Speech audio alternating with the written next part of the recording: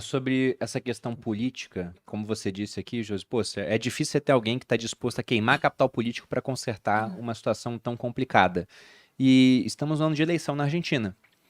O Alberto Fernandes, eu não sei se ele voltou atrás, mas pelo que eu tinha visto, ele falou que não iria concorrer. Até porque a popularidade dele está muito baixa, né? No final das contas.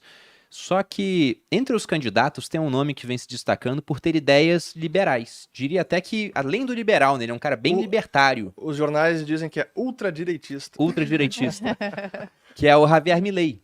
Mas eu fico imaginando, olha o tamanho da bronca que ele quer assumir. Porque não é só você colocar um presidente lá também. Se você não muda, por exemplo, o Congresso, muita coisa que ele quer fazer vai acabar barrada. Até porque a Argentina está num nível onde, se tanta gente acaba dependendo do governo, por conta de auxílios que eles dão recorrentemente, quem vai votar pela redução do tamanho do governo?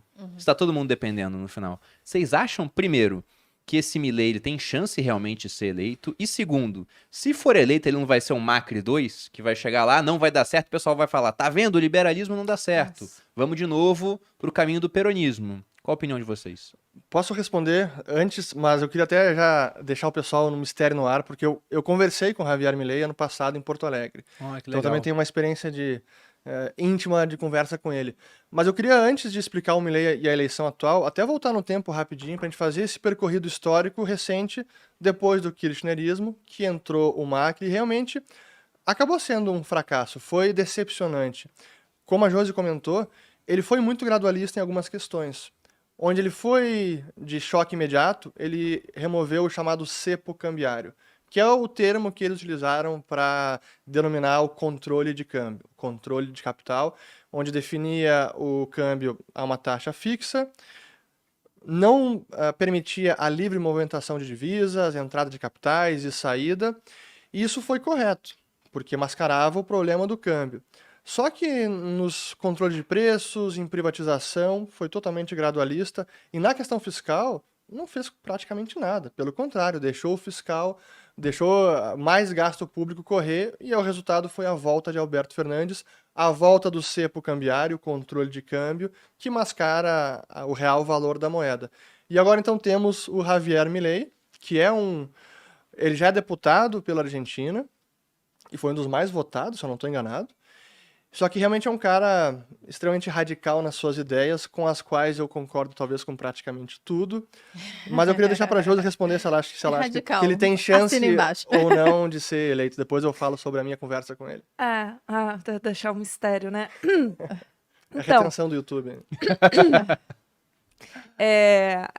Bem, vamos lá.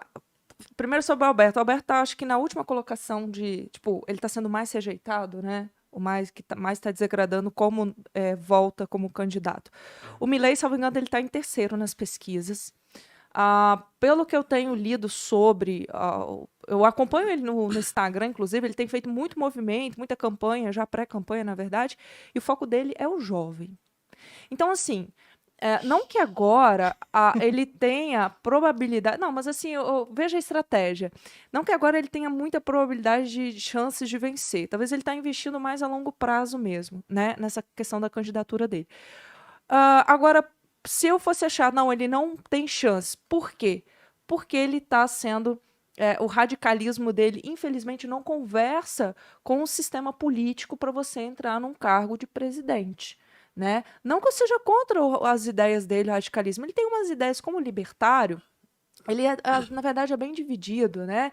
Ele defende algumas coisas sobre liberdade individual e outras ele já não gosta. Mas, em suma, eu acho ele um candidato muito bom, com ideias perfeitas, só que, na prática, elas vão ter muita dificuldade de ser colocadas.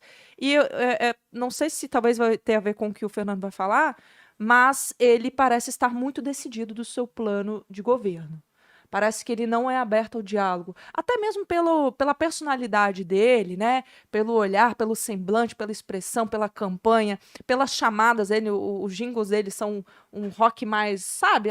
É um pouco mais agressivo, né? Essa é a campanha dele. E ele foca no jovem. Então, eu acho que ele vai, sim, continuar sendo radical e o conflito vai ser justamente nessa conversa, nesse diálogo. Eu não gosto de falar nesses termos, tem que entender, política é assim, assado. Não, não é.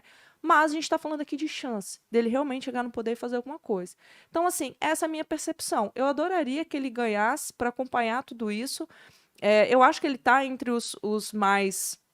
Nas intenções de voto, ele está entre os mais... O Macri tá também como pré-candidato? Olha, o Macri, eu vi ele lá, só não sei se ele oficializou. Não sei. Realmente não, Quem não sei pesquisa como é que tá. coloca o nome dele, Sim, né? mas se tá oficializado como candidato, eu realmente não sei. É igual a Cristina, diz que vai, não É. vai, não vai. Então não tem nada certo, né? As eleições vão ser em outubro. Então, assim, essa é a minha percepção sobre Milei.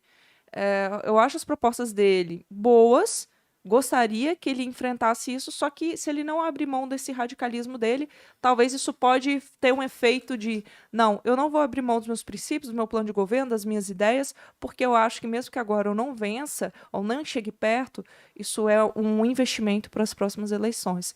Isso se a Argentina estiver em pé, né, Tela?